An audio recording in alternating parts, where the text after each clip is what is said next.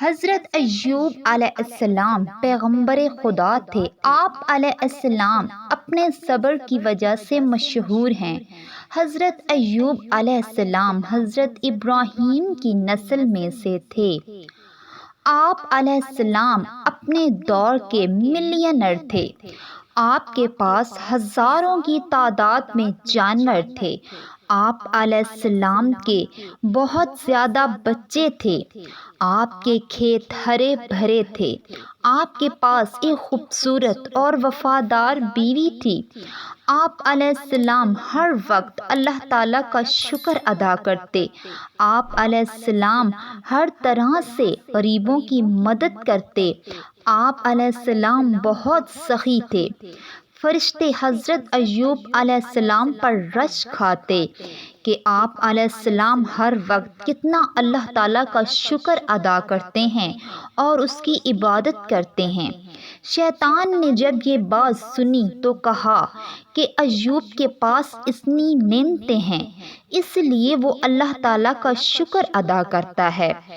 اگر اس کے پاس یہ سب کچھ نہ ہوتا تو میں دیکھتا کہ کیسے حضرت ایوب خدا کا شکر ادا کرتے ہیں۔ پھر اللہ تعالیٰ نے اپنے پیارے پیغمبر کو آزمانے کا ارادہ کیا۔ سب سے پہلے آپ کی کھڑی فصل میں آگ لگ گئی۔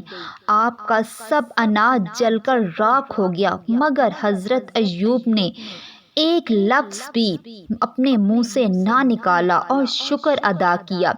پھر ایک دن چور آئے اور آپ کے مویشی لوٹ کر لے گئے، پھر بھی آپ نے اللہ تعالیٰ کا شکر ادا کیا۔ ایک دن اللہ کی طرف سے آپ پر سخت آزمائش نازل ہوئی۔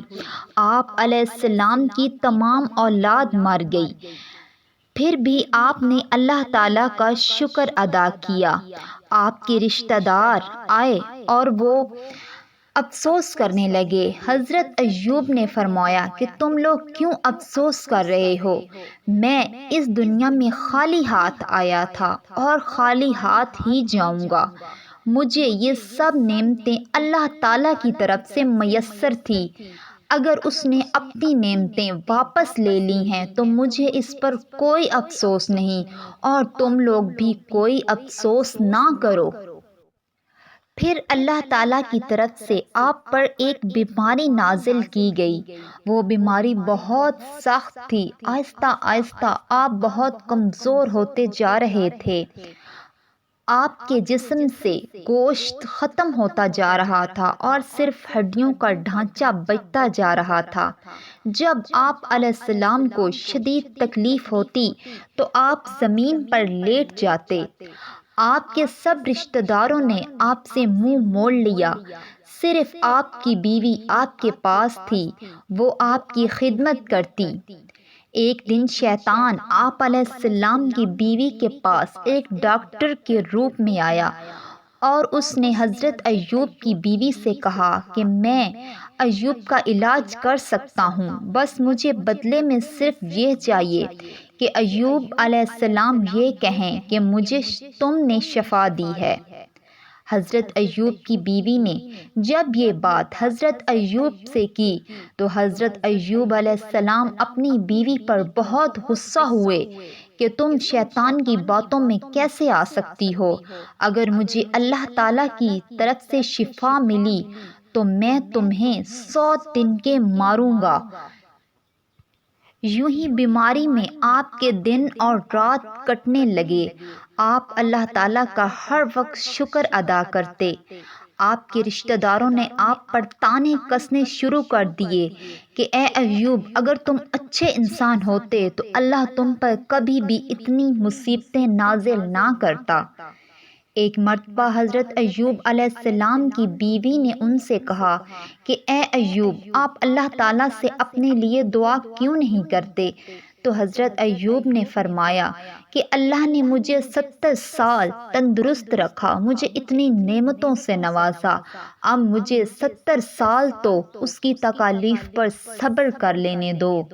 حضرت ایوب ویسے ہی اللہ تعالیٰ کا شکر ادا کرتے اور اللہ تعالیٰ سے ایک دعا کرتے، رب انی مسنی الضر وانت ارحم الراحمین، اے میرے رب، مجھے بیماری لگ گئی ہے اور تو سب سے بڑھ کر رحم کرنے والا ہے۔ آخر کار حضرت ایوب علیہ السلام کی دعا اللہ نے سن لی۔ اللہ تعالیٰ نے آپ علیہ السلام کو صحت دی۔ اللہ تعالیٰ نے پھر سے آپ کی جوانی اور طاقت لوٹا دی۔ آپ کی بیوی بھی آپ کو پہچان نہ سکی۔ آپ علیہ السلام کو اللہ نے دوبارہ سے اولاد سے نوازا۔